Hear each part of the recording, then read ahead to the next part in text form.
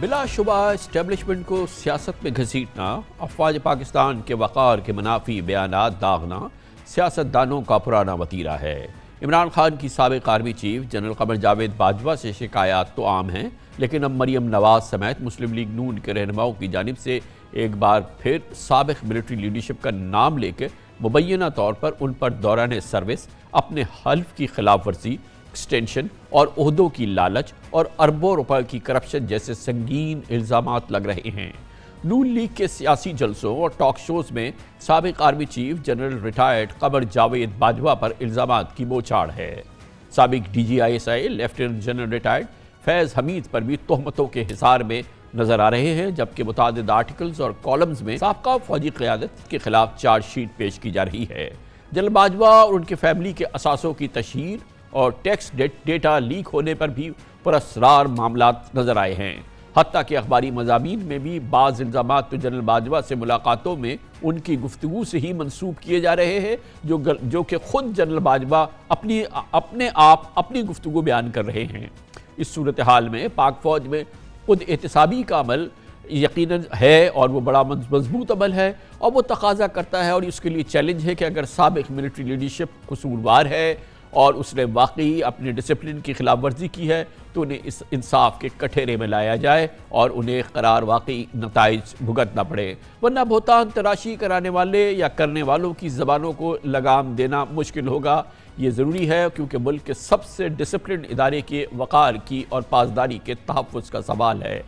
کل سرگودھا میں مریم نواز نے اپنی آنکھ بگولا تقریر میں جنرل فیض حمید پر اربوں روپے بنانے اور دبئی منتقل کرنے کا انتہائی سنگین الزام لگایا۔ انہوں نے کہا کہ جنرل فیض حمید اپنے 5 سالہ جرائم کے خوف کی وجہ سے آج بھی کہیں بیٹھ کر آپریٹ کر رہے ہیں، اور 5 سالہ کا مطلب یہ ہے کہ وہ 5 سال جو ان کے سروس میں رہے۔ مریم نواز نے سابق chief of army staff general Qamar Javed Bajwa پر یہ الزام بھی لگایا کہ ان کے پاس آڈیوز اور ویڈیوز ہیں جن میں عمران خان ان کے پاس آ کر نواز شریف کی شکایتیں کرتا تھا۔ ایک موقع پر مریم نواز نے کہا کہ باجوہ صاحب، ریٹائرمنٹ کے بعد عمران خان کو فوج کا سب سے بڑا بلنڈر تسلیم کرنا کافی نہیں، اس داغ کو دھونا ہوگا۔ آج قومی اسمبلی میں وزیر دفاع خواجہ آصف نے تاثر دیا کہ ان کے پارٹی کے قائد نواز شریف کو عدالتوں سے نااہلی اور سزا نہیں ہوئی، بلکہ انہوں نے الزام لگایا کہ جنرل باجوہ نے نواز شریف کو اندر کرایا تھا۔ چاہے خواجہ آصف ہوں یا پاکستان مسلم لیگ نون کی لیڈرشپ، ان کی جنرل فیض سے شکایات یا جنرل باجوہ سے شکایات صرف سیاست تک کے میدان تک نہیں بلکہ پروفیشنل معاملات تک نہیں ہے، اور ایک بہت ہی سنگین ڈیولپمنٹ یہ ہے کہ آج پارلیمنٹ میں خود خواجہ آصف وزیر دفاع نے کہا کہ پاکستان میں دہشت گردی کی واپسی ایک فلاڈ، ایک غلط پالیسی کا نتیجہ ہے، اور جس کا محور اور مرکز جنرل باجوہ اور جنرل فیض تھے۔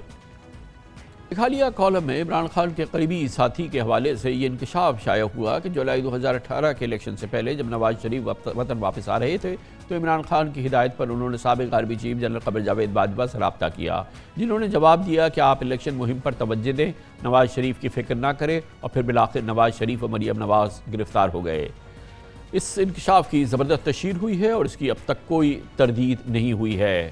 سابق آرمی چیف پر جائز یا ناجائز دشنام ترازی کا ایک پہلو یہ بھی ہے کہ مریم نواز، شاہد خاقان عباسی اور رانا ثناء اللہ کا کہنا ہے کہ پی ڈی ایم حکومت آنے کے بعد جنرل باجوہ اور جنرل فیض حمید عمران خان کی سہولت کاری کر رہے تھے۔ انہوں نے الزام لگایا کہ جنرل باجوہ ریٹائر نہیں ہونا چاہتے تھے، بلکہ انہوں نے دوسری ایکسٹینشن کے لیے بڑا پیغام بھیجا تھا۔ انتہائی تشویشناک بات یہ بھی ہے کہ سابق army chief general Qamar Javed Bajwa نے اپنے الوداعی خطاب میں اس حقیقت کو تسلیم کیا کہ ان کی قیادت نے فوج میں سیاست میں مداخلت کی اور یہ ایک غیر آئینی عمل تھا۔ سیاستدانوں کی اسٹیبلشمنٹ مخالف تنقید 100% بلا وجہ نہیں۔ اس صورتحال میں army chief general Asim Munir کو مشکل فیصلے کرنے پڑ سکتے ہیں۔ اب نئے army chief general Asim Munir کی ذمہ داری ہے کہ وہ کس طرح اس ادارے کو ایک نیا جنم دیتے ہیں اور اس تاثر کو ختم کرتے ہیں۔ اس پوری صورتحال پر اور یہ ڈیولپمنٹ اور یہ تمام معاملات، اس پر ہم بات کریں گے۔ ہمیں جوائن کر رہے ہیں لیفٹیننٹ جنرل ریٹائرڈ نعیم خالد لودھی صاحب، سابق سیکرٹری دفاع اور ڈیفنس اور سیکیورٹی امور کی بہت ہی ہماری ایکسپیرینس پرسنالٹی ہے۔ بہت بہت شکریہ جنرل صاحب۔ یہ فرمائیے گا کہ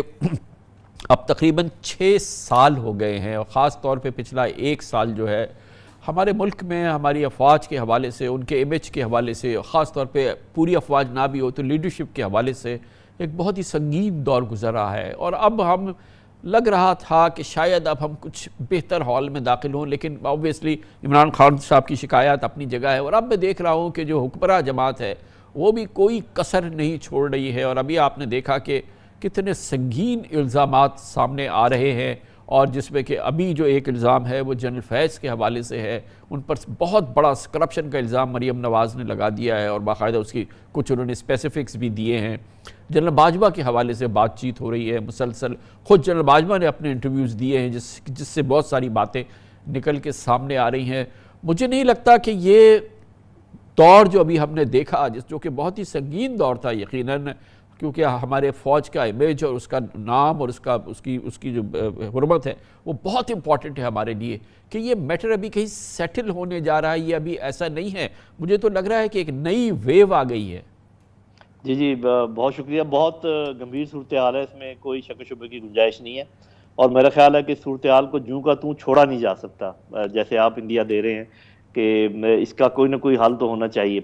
پہلی بات تو یہ ہے کہ یہ بات تو میرا خیال ہے کہ میں برملا کہوں گا آپ کے چینل کے توسط سے، کہ عوام کا وہ طبقہ اور وہ نوجوان جو یہ سمجھتے ہیں کہ فوج کو ذلیل و خوار کر کے وہ کوئی چیز حاصل کر لیں گے یا ان کو کوئی فائدہ ہوگا، فوج as a whole, as an institution ٹھیک ہے، جو انڈیویجولز کا کام ہے وہ تو الگ بات ہے، لیکن سبھی کو ایک اس سے ہانکنا کہ جی اس کا تو یہ مطلب ہے کہ فوج تو آپ کو پتہ ہے لڑائی ہی اپنی عوام کی پشت پناہی سے کرتی ہے، ان کا مورال ڈپینڈ اس بات پہ کرتا ہے کہ عوام کتنا ان کے ساتھ جڑے ہوئے ہیں، اور یہ بھی ہمیں دیکھنا چاہیے کہ جہاں بھی فوج کو کمزور کیا گیا، چاہے وہ لیبیا تھا، چاہے وہ نائجیریا تھا، چاہے وہ عراق تھا، سیریا تھا، تو وہاں پر کیا ہوا، اس ملک کے ساتھ کیا ہوا، یہ تو انیشل پیغام ہے جو میں دینا چاہوں گا۔ یہ جو آپ نے بات کی، یہ میرا خیال ہے کہ آج کل کے سینیریو میں اہم ہے، اور اس کا دو تین میرے ذہن میں چیزیں آتی ہیں جو میں ضرور آپ کے سامنے گوشگوار کروں۔ ایک تو یہ کہ یہ جو آفیسرز ریٹائر ہوتے ہیں یہ 1 سال تک ایل پی آر پہ ہوتے ہیں، ان کے لیو پرائر ٹو ریٹائرمنٹ، اور اس وقت تک وہ آرمی ڈسپلن کے انڈر ہوتے ہیں، جو ملٹری لا ہے ان کے اوپر لاگو ہوتا ہے۔ تو اس میں میرے خیال میں کوئی مذائقہ نہیں ہے، جبکہ اتنے بڑے بڑے الزامات لگ رہے ہوں کہ ایک انکوائری کرائی ہے۔ دیکھیں اسٹریٹ اوے الزام کے بعد تو کوئی یہ تو نہیں ہو سکتا کہ مقدمہ چلنا شروع ہو جائے، کہیں بھی نہیں ہوتا، سول عدالت میں بھی نہیں ہوتا، اور تو انکوائری کی حد تک یہ بات ہو سکتی ہے، اور اس میں میرے خیال میں کوئی مذائقہ نہیں ہے کہ جو چیزیں جن کا اتنا بڑا خاص الزام ہے، جس میں فوج کا نام بدنام ہوتا ہے، جس میں ایک رینک کا نام بدنام ہوتا ہے، اور ان جنرل صاحبان کے حق میں بھی یہی ہے کہ وہ اس چیز پہ راضی ہوں کہ جی آپ انکوائری کریں کہ یہ جو باتیں ہو رہی ہیں یہ صحیح ہیں یا غلط ہیں، اور اس انکوائری میں ایسے اور لوگ سول جوڈیشری سے بھی شامل کیے جا سکتے ہیں جس سے یہ اس کی توقیر اور اس کی اتھینٹسٹی بڑھ جائے۔ تو میرا خیال ہے یہ کام کیا جانا چاہیے، اور یہ جو ہر تو طرف سے جنرل صاحب اس میں آپ یہ معاملات بھی شامل کریں گے، کیونکہ اس کے بہت سارے پہلو ہیں۔ ایک تو یہ پیور یہ ایشوز ہیں جو کہ کرپشن وغیرہ کے معاملات ہیں جو کہ جنرل فیض پہ لگے ہیں۔ ایک بڑی پراسرار چیز ہوئی تھی جنرل باجوہ کی ریٹائرمنٹ سے 2 دن پہلے، ان کے سارے اکاؤنٹس، ان کے ویلتھ سٹیٹمنٹس، ان کی فیملی کی ساری چیزیں جو ہیں وہ بہت ہی ایک مسٹیریس چیز تھی، وہ سامنے آ گئی تھی، اور ہمیں پتہ ہے کہ اس پر اس وقت بھی باتیں ہوئی تھیں اور اب یہ آگے بھی باتیں ہوتی رہیں گی، گو کہ جنرل صاحب نے بہت ہی ریزولوٹلی کہا تھا کہ اس کی پوری انہوں نے سامنے یہ ڈیکلیریشن ہے، انہوں نے خود ڈیکلیئر کیا ہے، کوئی انویسٹیگیشن جو کہ جو ٹیکس ریلیٹڈ انویسٹیگیشن ہوتی ہے وہ اس کا بالکل اس کو فیس کرنے کے لیے تیار ہیں، تو اس کو بھی سیٹل کر دینا چاہیے ایک بار۔ جی دیکھیں، پہلی بات تو یہ کہ یہ بات بالکل درست ہے میرے خیال میں، میرے اپنے اندازے میں، کہ وہ جو ریکارڈ بار آیا وہ ریکارڈ ہی آیا، یعنی کہ جو چیزیں ریکارڈ پر ہیں انہی کو جی ہاں، کسی نے لیک کر دیا، اور مجھے نہیں پتا کہ اس کو لیک کرنا کہتے ہیں یا یہ پبلک کی رائٹ ہے کہ وہ کسی کے متعلق بھی انفارمیشن دے سکتا ہے، اس بارے میں کوئی آپ کسی لائر سے پوچھ سکتے ہیں، مجھے معلوم نہیں ہے،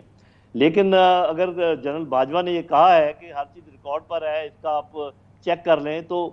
یہ بھی فوج کے بھی حق میں ہے، جنرل باجوہ کے بھی حق میں ہے، اور میرا خیال ہے کہ اس تمام تر ٹینشن کو دور کرنے کے لیے بھی ضروری ہے کہ اس کی بھی چھوٹی سی انکوائری ہو جائے کہ جو شو کیے گئے ہیں انہوں نے اپنے جتنے بھی معاملات ہیں کیا وہ درست ہیں، کیا ان میں کوئی اونچ نیچ تو نہیں ہے۔ اس سے یہ ہے کہ ان کے لیے بھی بہت اچھا ہوگا، فوج کے لیے بھی بہت اچھا ہوگا، اور یہ جو لوگ جس کو وچ ہنٹنگ کہتے ہیں وہ کر رہے ہیں وہ بھی اس چیز سے اچھا، باز ایک آ بہت جائیں ہی گے۔ سیریس بات یہ ہے جنرل صاحب، بہت سیریس بات یہ ہے، اور یہ it's coming from the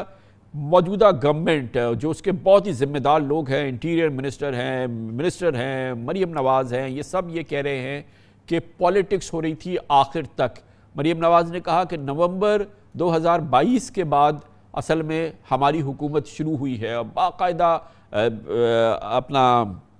Shahid Khaqan Abbasi, Rana ثناء اللہ اور مریم بی بی کہتی رہی ہیں کہ جنرل فیض، جنرل باجوہ یہ عمران خان کے ساتھ ہوبل کر رہے تھے، جبکہ عمران خان کیا کہہ رہے ہیں وہ ساری چیزیں مگر بہت سیریس ایلیگیشن ہے، کیونکہ جنرل باجوہ جاتے جاتے کہہ گئے تھے کہ ایکچولی فیبرری 2021 میں جو ہے فوج نے من حیث الادارہ فیصلہ کیا تھا کہ ہم سیاست میں حصہ نہیں لیں گے، اور یہ قوم کے سامنے ان کے خطاب میں یہ چیز سامنے آئی تھی۔ اب یہ ساری چیزیں سامنے آ رہی ہیں جس میں لگ رہا تھا کہ کم از کم نومبر لاسٹ ایئر تک تو ایکٹیو پالیٹکس تھی، اور یہ گورنمنٹ کے ایکٹیو لوگ کہہ رہے ہیں۔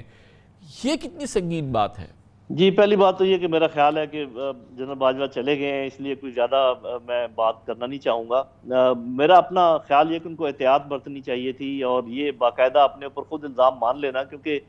چاہے انہوں نے ایک اچھی اسپرٹ میں مانا اور آئندہ اس سے توبہ طائب ہو کر اپنے اوپر ایک بوجھ لے کر وہ گئے،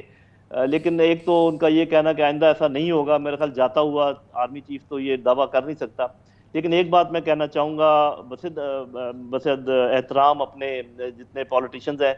کہ بھائیوں بہنوں، جب آپ لوگ ہوتے ہو اقتدار میں، تو آپ اگر سول سپریمیسی قائم کرنا چاہتے ہیں تو آپ کو روکتا کون ہے؟ مثال کے طور پہ اگر آپ یہ کہیں کہ ہمیں یہ کہا جا رہا تھا، ہمیں وہ کہا جا رہا تھا، اور بعد میں شکایتیں کریں، چاہے وہ پی ٹی ایم ہو چاہے وہ پی ٹی آئی ہو، تو ان سے یہ بھی کوئی پوچھے کہ بھئی اس میں ذمہ داری آپ کی کتنی ہے؟ آپ برابر کے ذمہ دار ہیں۔ جیسے بھی ڈیفنس منسٹر کہتے ہیں کہ جی ہمیں یہ بتایا گیا کہ جی یہ ہو گیا وہ ہو گیا، کہ ابھی ٹی ٹی ای پی ختم ہو گئی اور پھر دوبارہ، تو بھئی آپ اس وقت سوال اٹھاتے نا، آپ کہتے کہ ہم نہیں مانتے، آپ یہ جو کہہ رہے ہیں کہ وہ شریف ہو گئے، ہم نہیں مانتے، ہم آپ کو نہیں کرنے دیں گے، اس وقت تو یہ بولتے نہیں ہیں،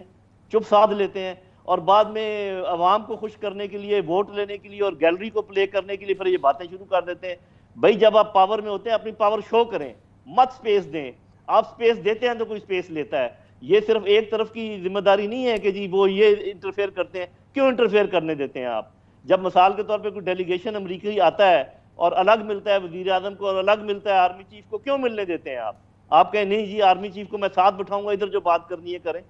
تو اپنی کمزوریاں بھی ہیں میرے بھائی، اپنی کمزوریاں، یہ پھر بات اس کو اوپر سے ختم کر دیتے ہیں۔